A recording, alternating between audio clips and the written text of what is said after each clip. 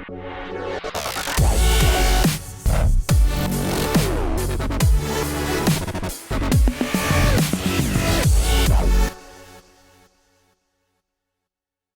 right, so today we coming to you with another episode of Auto Glass Tech Talk, and we taking it out to the Tri-Cities. We got a special guest. We got the champ in the building. We got Mackenzie with us. So, Mackenzie, introduce yourself to those that don't know you and tell us more about you. Well, for starters, you can just call me Mac. That's fine. That's usually what I go by. People off of Facebook usually call me Mackenzie because that's how my wife set it up for me. Because I'm not really a technological guy. But I'm just from the Tri-Cities, born and raised. Been here for my whole life. I grew up in a small town just outside the Tri-Cities. It's called Findlay. It used to be a town, and then it got so small that the mayor quit, and then we just kind of consumed by the bigger town next to us. I've been doing auto glass for like 9 years now. It'll be 9 years this next month, okay. And that's about it. Nothing special. What's the Tri-Cities? Right on. What's that? What are the Tri-Cities? What now? What are the Tri-Cities? Well, the Tri-Cities are 3 different cities. We're called the Tri-Cities because we're all so close together, but it's Kennewick, Richland, and Pasco, just kind of crammed together. We're down south of Seattle, and we're to the west of Spokane. Okay. So we're literally just a small town. I mean, we've got, gosh, I don't know. I'd have to look up the population, but I think it's less than 30,000 people total in the entire area. Wow. So it's a neighborhood. Small, yeah, neighborhood. Well, what's up, Mac? Yeah. What's going on, buddy? How's life since you were crowned the champ, man? Like, what all's been changed for you? The only thing that's changed is I feel like I've got more responsibility at work, and that's about it. The one nice thing, though, is that, if any of the new guys I hire try to argue with me about something, I can just point and like, see that right there? That's your shut the fuck up moment. It's kind of nice, have an argument settler, but no, it was fun. It's one of those things where I always tell people that when, people always ask me, well, not people, but, people I work with. And it's like, it's kind of almost like it's almost like a dumb luck sort of situation. You get there and it's always a combination in any of these kind of competitions where you have to have a perfect day and everybody else has to fail at something.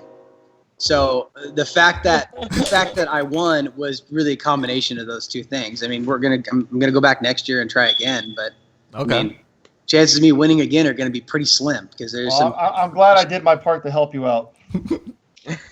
So we can leak the news right now. You are competing in January 2021. Sorry, guys, I'm having a hard time hearing you. Can you kind of speak up a little bit? I say so. We can leak the news. You are competing in 2021. Wait, say again. Are you competing in 2021? Is what you're saying? We can drop that news here. Okay.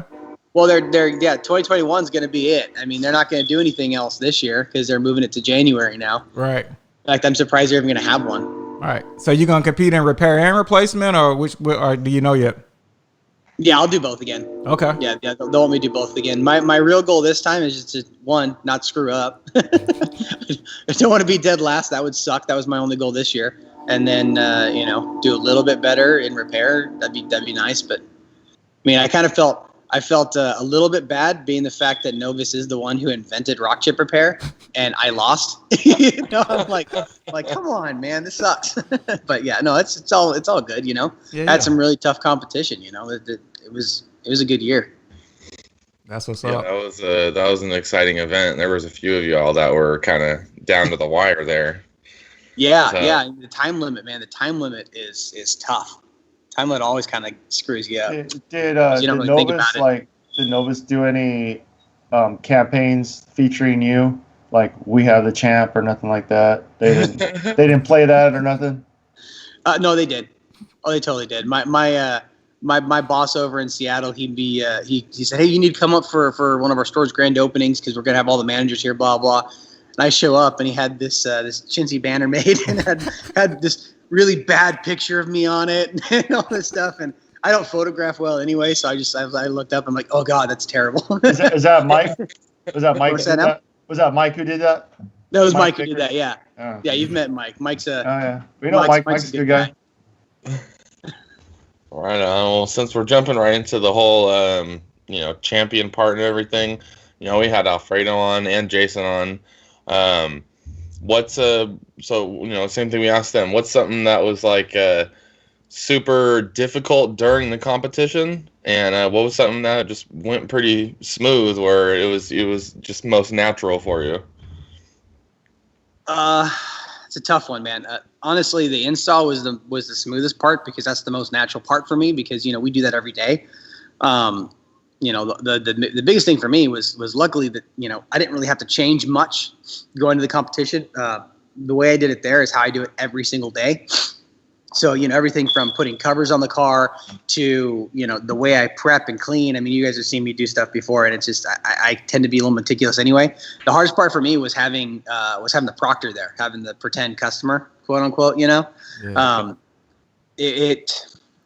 Because I have ADHD and I'm a little scatterbrained. Having somebody constantly there kind of distracting me, that was kind of tough for me to overcome. And then when I get nervous, like now, I get a little bit more hyper.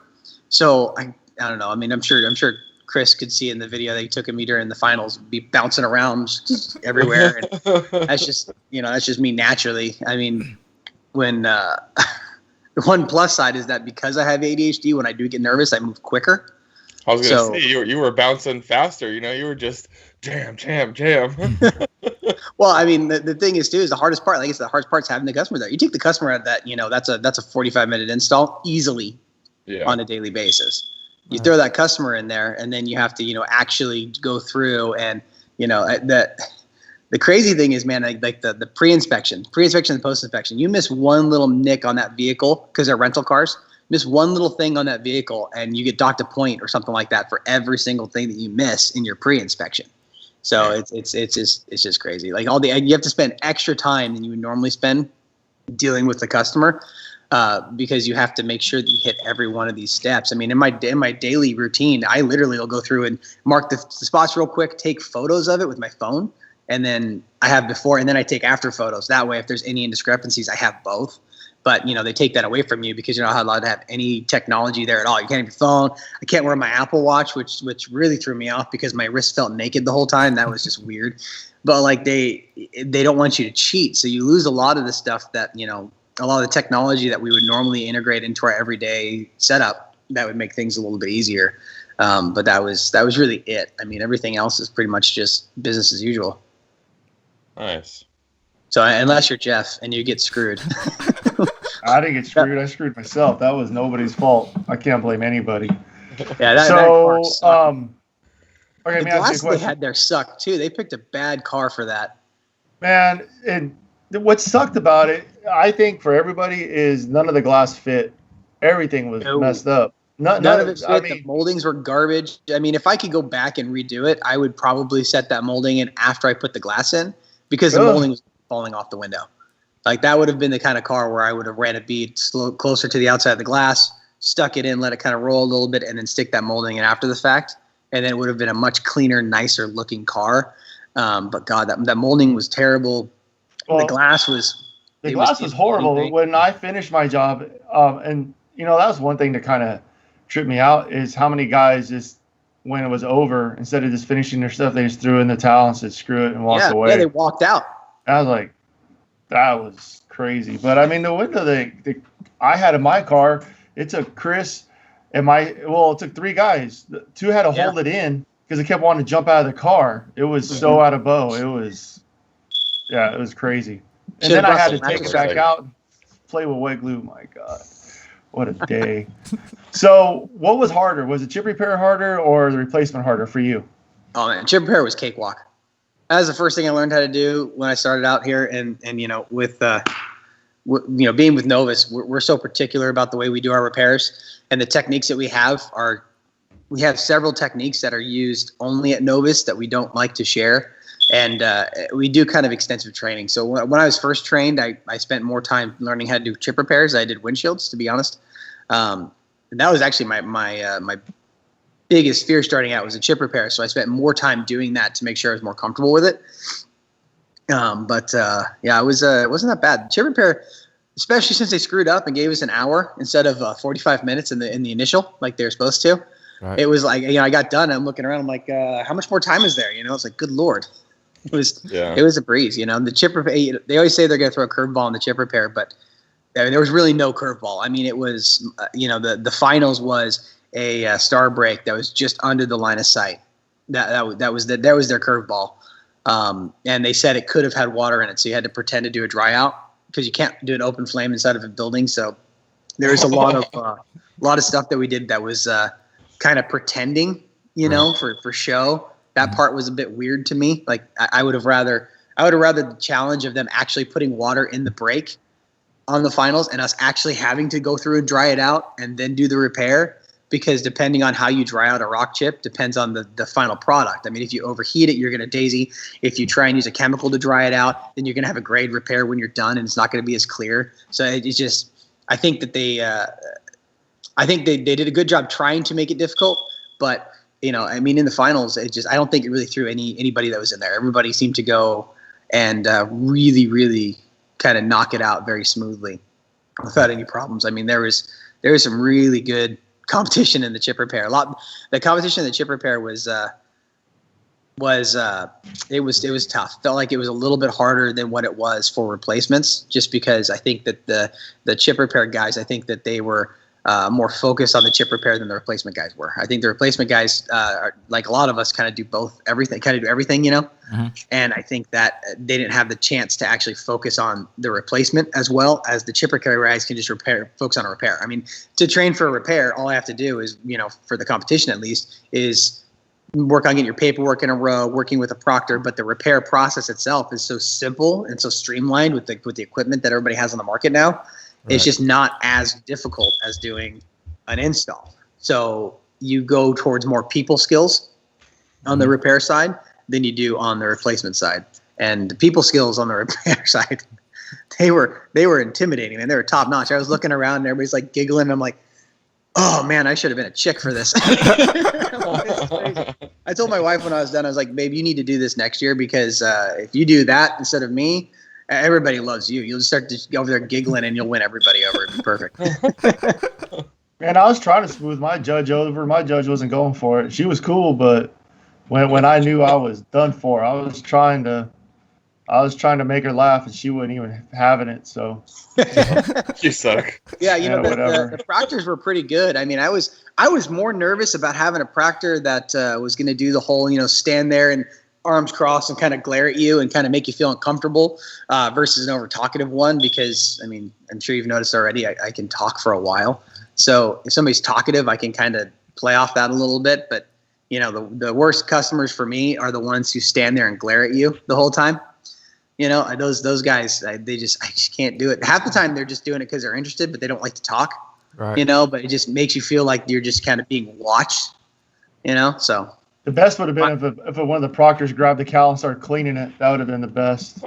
Oh God! Or say, hey, can I borrow your vacuum, and grab your vacuum and vacuum out underneath of it and stuff. Or start wiping off the pinch weld or something while you're doing something. Or you get to trim the urethane. Or you trim your urethane and you're ready to set, and they go over there and they start spraying Armor all over the dash. Oh yeah, that would have been the best. That would have been amazing. That'd be the best. So let's see your sweatshirt, man. What you got? What you wearing? Yeah, what is that? You see that? Curbow covers. Curbow covers. So, there you go. Let's just roll right into that, man. Talk to us about your Curbow covers. So Curbow covers, that's our covers that we make. I mean, Jeff, you've got a set. Chris, you've got a bat belt. You don't have much else. I mean, I've got. Well, I mean, hey, Mac, there's a bunch of people that may be watching this that may not know what Curbow covers are. So sell us on your Curbow covers. Sell us. What it is. Your pitch. Yeah. Come on, man. Give us the elevator pitch. Here we go. So okay, well we're in my warehouse. So this is where I make everything right here. This is what I built after Autoglass Week, because I didn't have the room in my living room for my sewing machine and everything to do it. Let me see if you guys can see that. All right. Yeah, we got you. Got my sewing machine over there. Oh yeah. Okay. Got. Okay, so you make everything by hand. I make everything by hand. See, that's the thing. That's the way that we do it here. Is everything is made completely from scratch. So, give me a second. Let me go get some that are finished real quick here. There you go. Put them on the spot. This is real. grabbing something. There's no sweatshop. There's no sweatshop with 10-year-olds making a bunch of covers. His kids aren't You slave don't have a labor. bunch of orphans. Mackenzie, there's no sweatshop with a bunch of orphans in there for $4 an hour, nothing like that. No, everything here, like I physically make everything. So I start with raw material like this right here because I've been cutting patterns. And I physically sew it all. I mean, I learned how to sew when I was 8, so it's just kind of natural for me. Okay. But I mean, I do all of it. So I get the raw materials in, I then put the logos on it, and then I go through and make it all. I mean, the process to make one fender cover takes me like 2 weeks straight of sewing for one. So it's just I kind of overdid myself a little bit on it. What other covers do you do? What all do you got? That's kind of huge. So you only mentioned fender, so from roof covers to hood covers to fender covers to seat covers to the whole 9 yards. Okay. And this is the kind of thing that we make right here. If you guys can see that. We can see that. Let's see. All right. Shout out to ACR Auto Glass. Yeah. So that's the logo side there. The material itself is a canvas material, but it's like a PVC canvas. So it's actually lined with like a PVC vinyl on the backside of it. So the canvas itself is completely waterproof. The reason I went with canvas is because when you go, if you've got black material and it's a vinyl on a car, it gets hot, especially like in Arizona and stuff. You're going to burn the shit out of your arms every time you go near it. Right. The canvas does not attract heat like a glossy material will. So it'll get warm, but it won't get hot. So I can cut that down a lot. I can verify that. Back sides of the stuff for the outside. I can verify that because I use them and I don't burn my legs getting in and out of the car. So I can verify that it does not get hot to burn you. Yeah, exactly. And the backside, I did like a polar fleece on the backside of it. You can see that nice soft material, not going to scratch anything. It's got magnets in it that help keep it pinned to it, and that's for like the roof cover and the dash cover, or not the dash cover, sorry, the roof cover and the hood cover. I also kind of went a little bit overboard on the roof cover because I also use it as a hood cover for when I'm doing repairs at my shop. So I added a little carabiner to hold the keys because my techs at my shop and myself, I can't tell you how many times I've locked keys in customers' cars.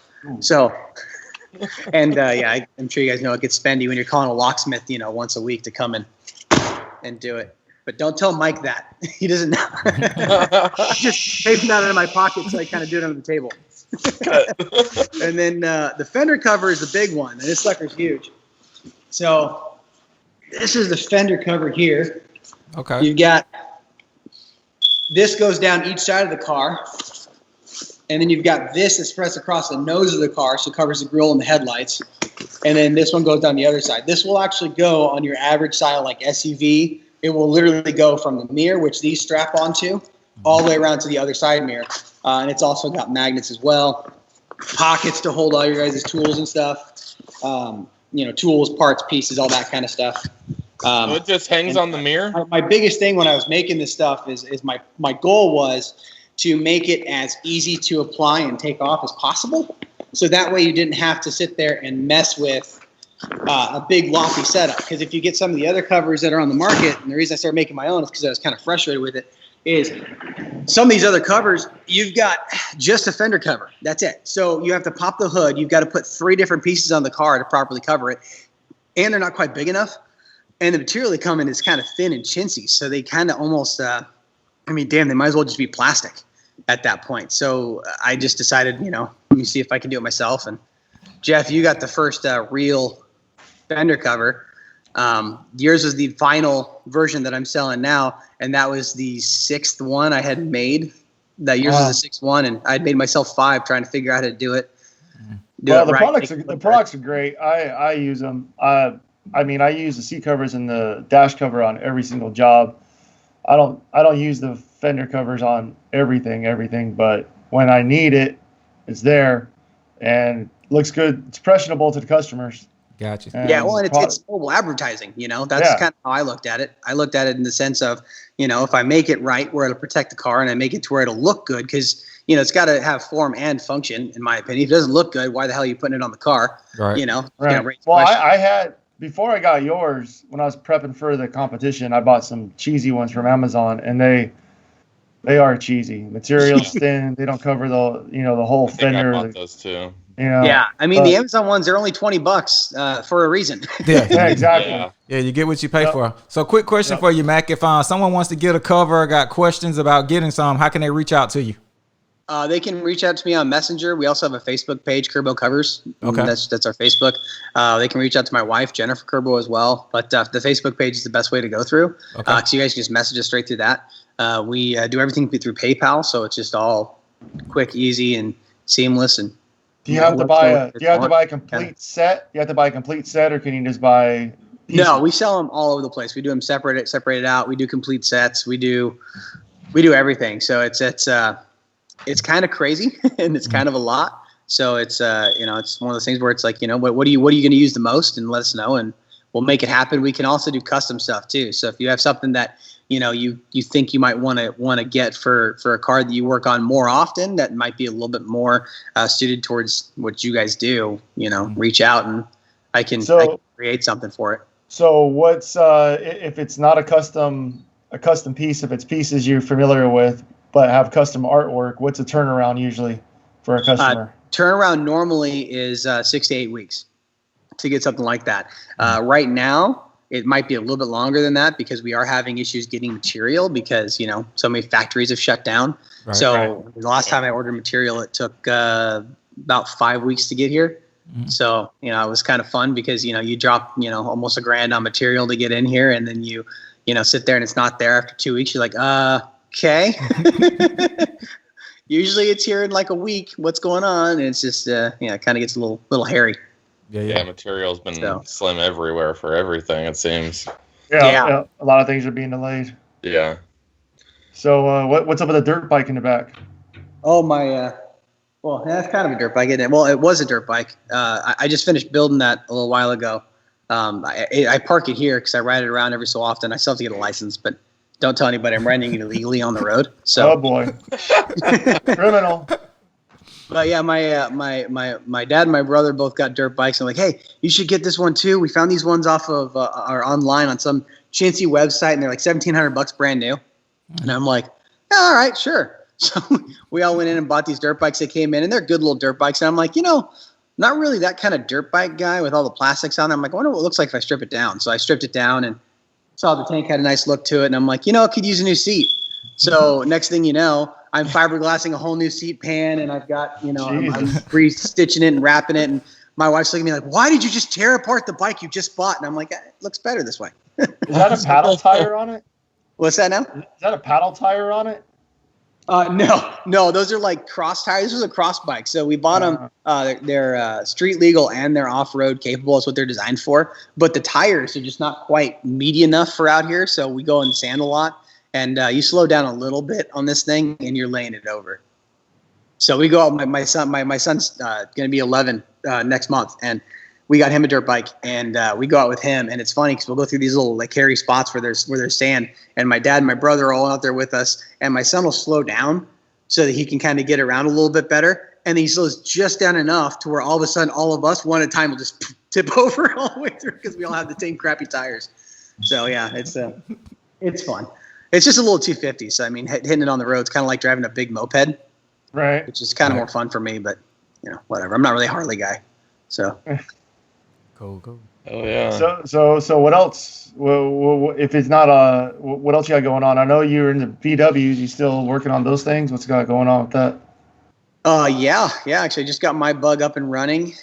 So I've been driving that a little bit here and there. That needs to be licensed too, so I gotta do that this week. And I'm currently in the middle of restoring a Volkswagen Thing as well for a buddy of mine. So I've got that done. I just got that into primer. So now it's the fun part of all the wet sanding. Get to see all the body work that I've been spending 2 years doing to see how it looks and, make sure all the lines are nice and clean and, flows real nice and all that kind of stuff. We also just had our first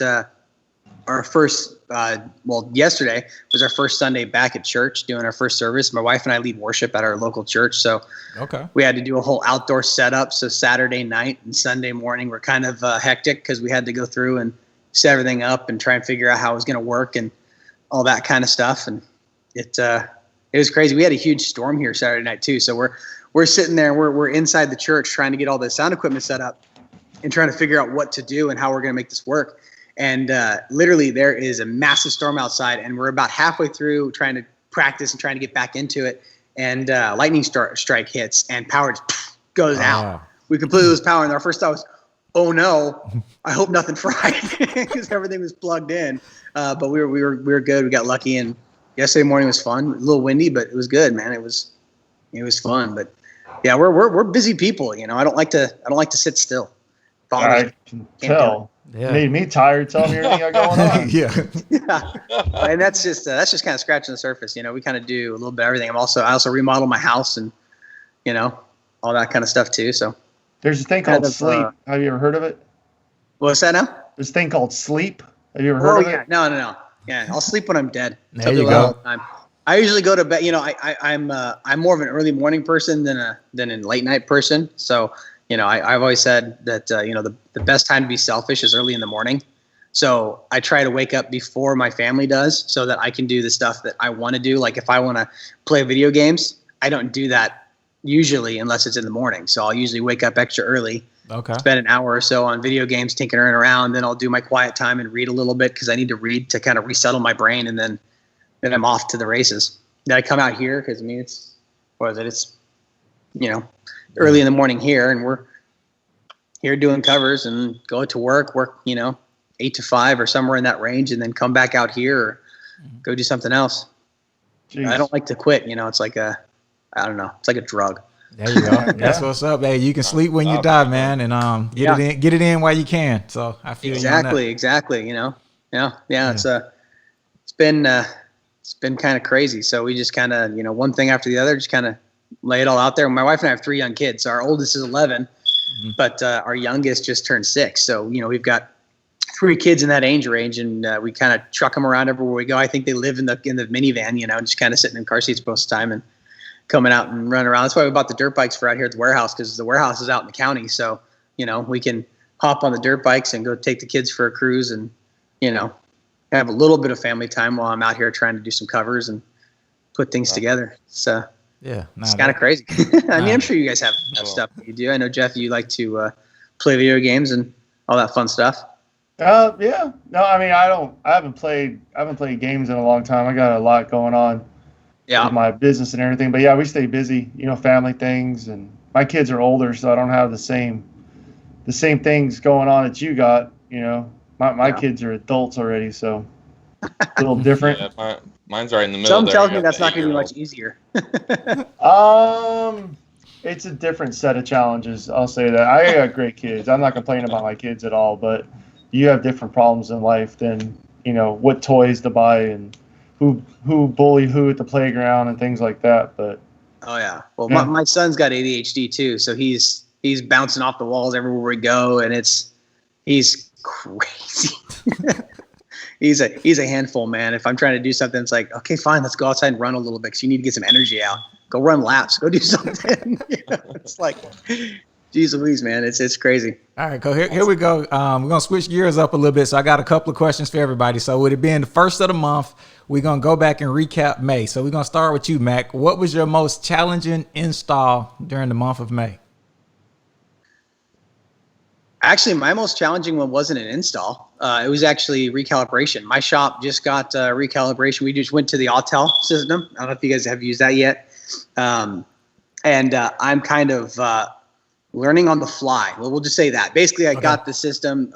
We were supposed to go right before the whole coronavirus thing hit and actually get training in Seattle. And then Autel canceled the training. And then I waited about a month, and I finally asked my boss, I said, hey, look, I've got another one coming in. I'm tired of this thing sitting around. Can I at least just try it? And he's like, okay, try it. But here's the number to the guy at Autel if you need help, blah, blah, blah. So I ended up calling another technician that I know who's actually in the competition too, Bob, because he's done it before. And he started just kind of, walking through the process real quick and did my first one. And we were trying kind of figuring it out as we go along with it, which, Autel's pretty great for that. But the one that was the most difficult was actually doing a Ford dynamic recalibration. Okay. They just did an update on it. And the ones I'd done previously, you go through all the picture screens, and then there's like a loading bar for when you're actually driving, and it shows you how far it's recalibrated, all that kind of stuff. The new update nixes that loading bar. I didn't realize that. So I'm trying to do this recalibration. It faults the camera. So then I'm driving around trying to turn on the system, and it's like camera fault, camera fault, camera fault. I'm like, what the heck's going on? Right. So I spent 2.5 hours almost driving this Ford around on the highway, trying to recalibrate this stupid camera. And then finally I get irritated. Like I finally hit my point. I'm like, this is freaking stupid. I want to drive it off a cliff, pull into a parking lot. I throw it in park, and I just kind of sit there, clear my head a little bit. And I'm like, this is dumb. Turn the car off, turn it back on. Boom, recalibrated. Everything worked just fine. Cleared everything out. Yep, we're done. I'm like, are you kidding me right now? I was so mad. Wow. It was one of those stupid rookie mistakes that we all make occasionally, and it's just like I was so mad. I was like, you gotta be kidding me right now. I just wasted 2 hours messing around with this thing, and then I did another one, and I was irritated. I was like, I don't want to have to do this again. That one took like 10 minutes, and I'm like, this is dumb. This is only taking 10 minutes. I sat there 2 hours to 10 minutes. 2 hours to 10 minutes. Yeah, there you go. So we go to. So we go. And it was one of those things where I'm used to doing like Subaru recalibrations, which are usually a pretty big pain in the butt. Hondas are actually working out to be worse because you have all the same setup for the static, and then you have to go dynamic. But I was knocking those ones out like they were nothing. They were smooth, going really well. And then that one Ford dynamic one just threw a wrench in everything. And I'm like, you've got to be kidding me. It was frustrating. That was it. Cool. Well, there you go. You gave other people that advice. So if they run into the same thing, hopefully they don't waste 2 hours. So there you go. Hopefully you help someone else. With your experience. Know better, do better. All right, cool. Hopefully my sorrow can help someone else so they don't have the same pain. All right, so that messed my whole night up, man. I was mad for like a good 4 hours after that. I was like, this is stupid. I was mad at myself. I'm like, this is dumb. All right, so Drift, let's go to you. What was your most challenging or most memorable auto glass experience in the month of May? I gotta say it was that Thunderbird. The Thunderbird? Okay. Thunderbird, yeah, that old Thunderbird. Okay. 63 Thunderbird, I think. I pulled it apart like a month before I went back to put it back together, and somehow there was 4 screws in the door jamb that decided to be 8 screws total that decided to just go missing somehow. Everything else was there, and luckily we had to order a used door for a regulator recently. Right. So we had a whole bunch of little Torx, and those Torx just saved the day. Just boom, boom, boom. All had 8 of them exactly right in there. The old school got some new school, and that shit. It took good 2 hours with me and Joe on it. Oh shit. Ooh. So let's go. So let's go to you, Mr. Raptor, is what I'm calling you. That was your name in the month of May, Mr. Raptor, because it seemed like every other day you was working on the Raptor. But what was your? Yeah, I had a few of those. Actually, the biggest pain in my ass job, I had to put a windshield and a back glass in a 2000 Audi S4. Okay. And the job itself isn't hard, but when you're dealing, it was a job that ended up at the body shop I service because somebody else screwed it up. And then all the parts are 20 years old in Arizona that aren't supposed to be 20 years old in Arizona. So we had to take it all apart without breaking anything. So that was, and then I'd get the back glass out and I string it out and everything's perfect. And I'm trimming the glue off and every element comes off the glass. For the heater and the antenna, because it's just the solder's so old. So I had to fix that, and it was just it just kept pitfall after pitfall on the job. So got it done finally, but yeah, it was a pain in my ass. Damn. Well, at least people can hear the experience that everybody has. So the whole goal is that someone else can hear this and it helps them, so they don't go through the same things we went through or look through the group to get the knowledge. So there we have it. And before we let everybody get out of here, anybody got anything special going on this week? We'll start with you, Mac. You got any special projects or special jobs this week? Not really. We're just business as usual down at the shop. My boss is coming down from Seattle, so he's gonna come down and do a first visit that he's done since this whole thing started. So that'll be fun. It's always a pleasure when he comes down because he's a good dude, and he comes down and we joke around, and he helps me kind of re-gauge my shop a little bit and all that kind of stuff. And it's gonna be fun trying to get everything in order for him because he's gonna take over my desk like usual, and I'm gonna be out on the street, so I'm gonna be switching over to my tablet there down by my toolbox, and it'll be fun. But Other than that, it'll be great. He'll usually buys us lunch and stuff, so we'll see what happens. That's what's up. What about you? Not right now, but who knows? Yeah. What about you, Jeff? You got anything special happening this week, this month, or anything like that? By the time I post this video, everybody should see it. But I just bought a brand new van, so spending this week getting it all ready. Nice. That's what's up. Congrats.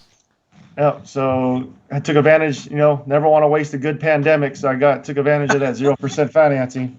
That's what's up. What about you, Drift? You got anything special happening this week or this month? Man, it was supposed to go down on Saturday, but the guy's being super particular, and I almost want to turn down the job just because of how particular he's being over this. Right. Now I have a 04 Thunderbird that I'm supposed to be doing.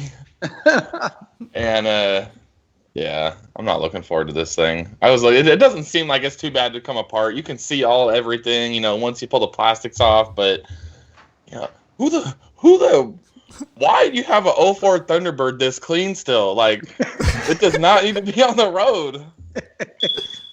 Oh, hey. Yeah. See what happens when you do a good job, Chris? See what happens?